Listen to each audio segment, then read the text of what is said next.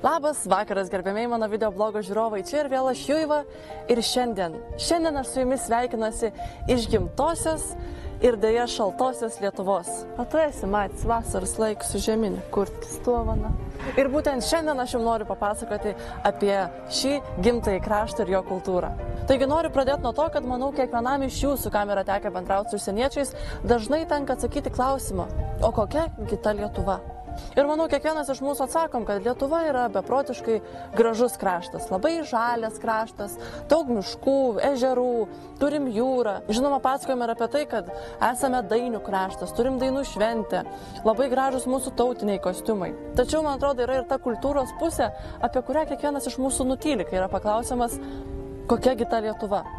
Ir manau, kad netgi dauguma iš mūsų net nesuvokia apie tą kultūros pusę, tačiau kiekvienas iš mūsų iki skausmo pažįsta būtent tą kultūros pusę, apie kurią aš noriu jums ir papasakoti. Pavyzdžiui, manau, kad kiekvienas miestelis ar miestas turi tą savo tokį vaikštantį talismaną, pavadinkim taip. Pavyzdžiui, Vilnius turi roželę. Šilutėje kažkas visada vaikšto atbulomis.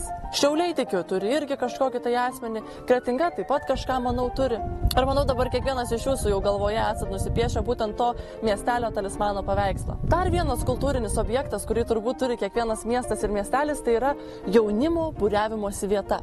Tai vieta, kur jaunimas, ką tik išsilaikęs teisės, pasiėmęs tėvų, mamos, tetės mašiną, vakare su chebrike susirenka ten kokį cigariuk surūkį, dar ten kažką ten, hihi, haha, kažkur tai. Tai diena ta vieta atrodo kaip tiesiog eilinė miesto aikštė ar eilinis miesto skveras. Tačiau vakare tai tampa pagrindinė jaunimo susibūrimo vieta. O vat pavyzdžiui, Kretingoje mes turim centrą, turim duobę vadinamąją, kur normaliai ten, žinai, atvarai su mašinyk, ten hebriks bus visks, ten, davai, hebra. Klaipėdoje yra terminalas, kur irgi su mamos tetės mašina, bet tvarkingai, gražiai nuplauta, kad būtų, atvažiuoji ir ten irgi normaliai su hebrantais ant davai. Tai va, tai manau, kad kiekvienas miestas ir miestelis turi va tokią aikštę, skverą ar vietą, kur rankas jaunimėlis. Toksai kultūrinis centras, pavadinkim, naktinis. Fui, grambolys skrenda. Dar vienas objektas, kurį labai puikiai žino kiekvienas mūsų, ypač paauglystėje labai gerai žinojo, tai tas toksai biški pavojingesnis rajonas, kur visi kažkaip biški bijodavo jaunystėje, paauglystėje rodytis, nes toks biški turbūt taip ten kažkaip nejaukiai būdavo. Kas esat žaidę RuneScape'ą dar senoviniais laikais, tai čia kaip vildas, kai kuo giliau, tuo didesnis šansas praras savo itemus. Tai manau, kad irgi kiekvienas miestas ir miestelis turėjo kažkokį tai rajoną ar bent jau gatvę, kuri buvo žinoma, kad, ten geriau yra neiti.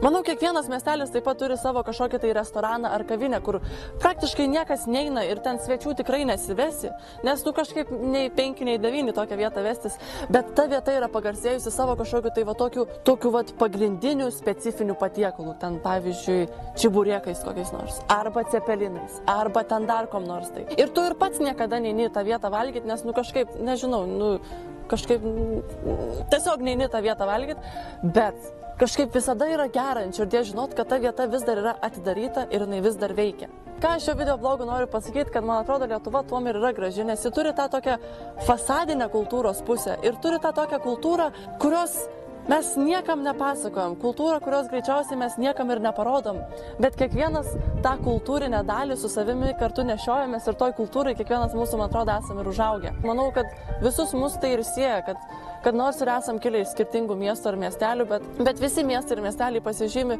kažkokiais tais pačiais kultūriniais aspektais, pavadinkim taip.